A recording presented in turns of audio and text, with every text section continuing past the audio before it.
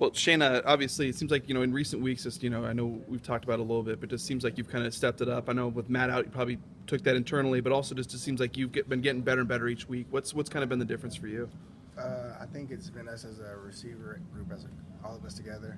Our coach has really harped on that. He wants us to step up, make plays, and he even said it this week. Who would have thought with Matt being out that this group would be this good? And he said that other than people in that room, nobody would have thought that. So we've been really taking that to heart, trying to just keep improving every week and make those plays. How much you make a spur back? Did you see this coming like in August? It's really funny because I did, and I even said it during fall camp that he's a guy that can play anywhere.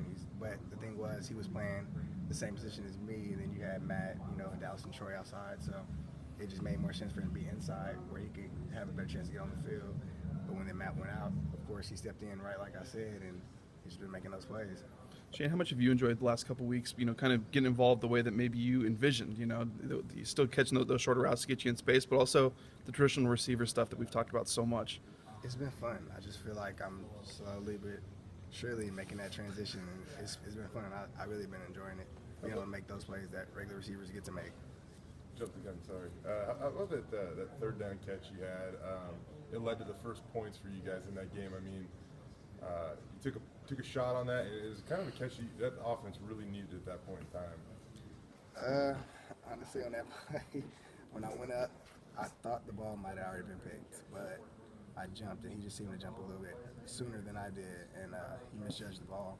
So when I caught it, I had it. I knew I had the ball, but I blinked, and when I opened my eyes, I was already on my back. So I didn't even realize I got hit because it happened so fast.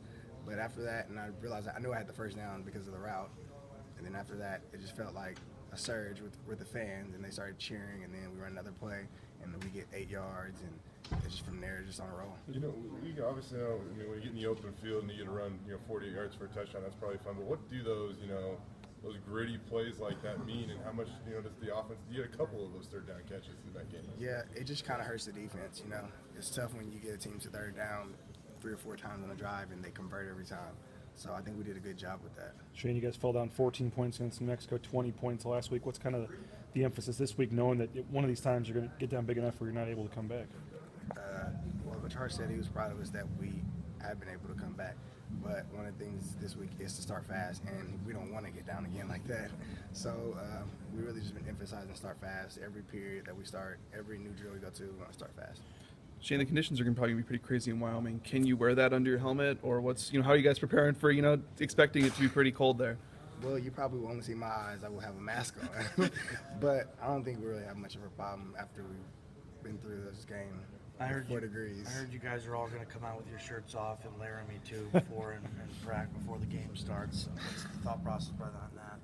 With that 15-mile-an-hour wind, I'm not sure. But somebody usually says it, and then if one comes off, they all come off. So we'll find out when it's the game. Was there any plan? Was that planned at all by you guys, or who's the ringleader behind that last week?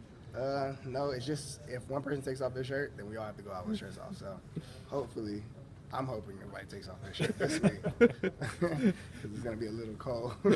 How much fun is it to play meaningful football this time of year? I mean, you guys essentially every week, are kind of, despite the fact you're 8-2, you're still kind of playing for your lives in terms of what you want to accomplish this year. It just feels good to be in November and playing for that Mountain West championship and being able to play for still getting into a bowl game. So it just feels good rather than last year knowing that we were already out at this point in time. Do you feel like you guys are still trying to put a complete game together? It seems like whether it's offense, defense, special teams, you guys still haven't totally clicked and had that perfect game. Yeah, we are still trying to do that. That was something else Coach Harsin said this week. And so I feel like last week the offense played a good game, and then defense, had to pick it up in the second half. And then I feel like it was the total opposite this week. So I feel like when we get both phases clicking, it's going to be really tough. I think Chaz was telling us you guys have like a saying in your locker room or something. There's like we all we got on the board or something like that. I guess what's that motto kind of meant for you guys, going back to earlier questions and just knowing that you guys really, this offense needed you guys to step up to be able to be where you're at? It just goes back to that, the next man stepping up, in our room with Matt going out, Matt being that guy in our room. it's just like everybody in the room. That's what we have. So let's just go out and let's make plays. And that's what every week our emphasis is we want to explode and we want to score. Be explosive and we want to score. I feel like we did that the last 2 weeks. What a guy like Chaz, and it seems like every week he's getting involved a little bit more, and it seems like he's getting at least one of those deep balls every game, and that juggling catch he made there, it just seems like he's another guy that's kind of taking advantage of his opportunities. Chaz is a great receiver. He was also somebody else in fall camp where we said he has a great shot at being one of those guys to be out there.